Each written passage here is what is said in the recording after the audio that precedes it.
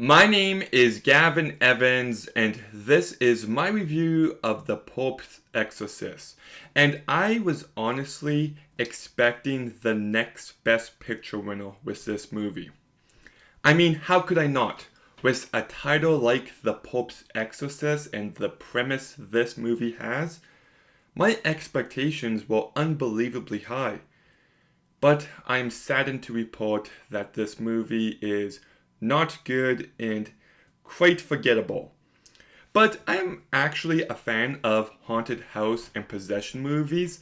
Like, they almost all follow the same formula, but if you make it scary, then I don't care. Like, they all begin with a family or people moving into a new house, and then some bad things start happening, and then more bad things start happening, and then by the end of the movie, lots of bad things start happening. And this movie does follow that formula, but the issue is that it's not remotely scary, and you need that. You know, four of my favorite movies of all time. Um, See if you can notice a pattern with these movies, but Insidious, Insidious Chapter 2, The Conjuring, and The Conjuring 2.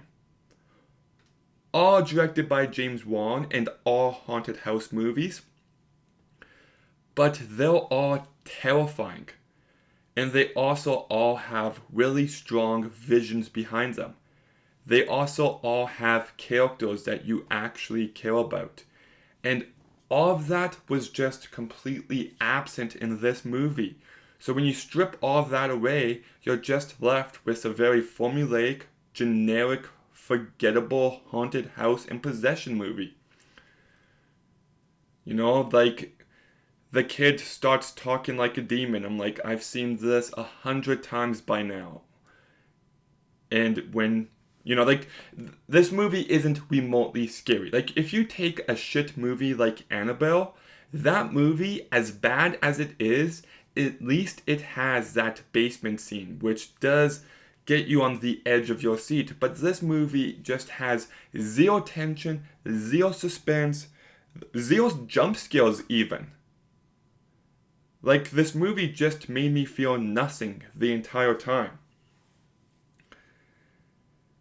And it's also got a really bad script. There's lots of exposition, and the two main priests are giving backstories that I could not care less about. They attempt to flesh out the characters, but I just found it to be irrelevant and just filler, pretty much.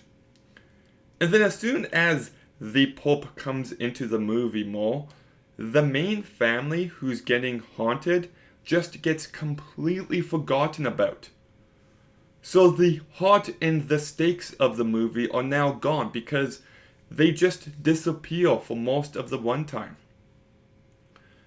You know, there's a scene in Insidious where the father is unsure if he wants to go into the father. Father going into the father. Anyways, and he's just looking at pictures in his son's room, and you feel some emotion there. Or the scene in The Conjuring 2, well, Ed Warren is sending Elvis to the family. Like, they actually get you to care about the characters, and that's just not the case here. It's very dull, and it's pretty poorly directed. Like, there's a few things that the director is going for here and there, but in the execution, it's just lacking, and I just can't figure out what happened to Julius Avery. He did Son of a Gun and Samaritan, both terrible movies. But he also did Overlord, which is one of the most underrated movies of the past decade. That movie is fantastic, and it's not just a great war movie, it's also a great horror movie, and it's very well made. There's this one shot at the end of it, which is just perfection. And I just, what happened to this guy? He clearly has the talent, and he's just wasting it.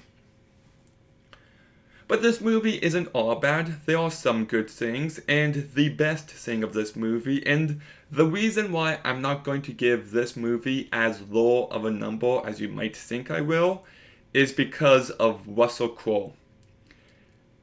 He's really good in this movie, legitimately. Like, this is the best performance I've seen from him since The Nice Guys.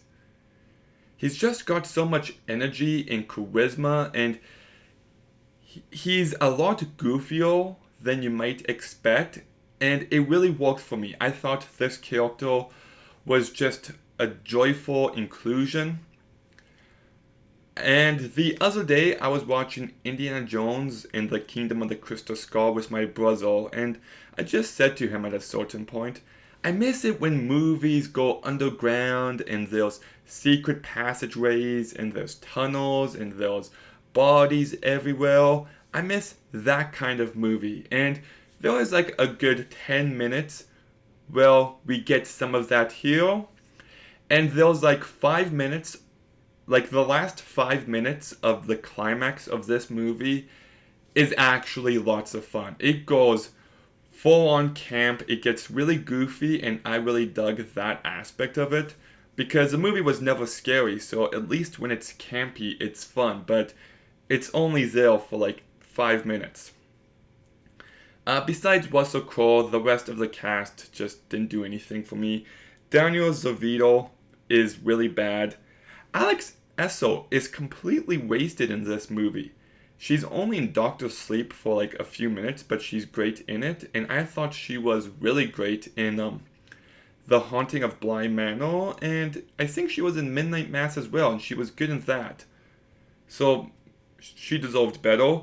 Peter DeSouza-Feighoney, he's, I don't know, the generic possessed kid.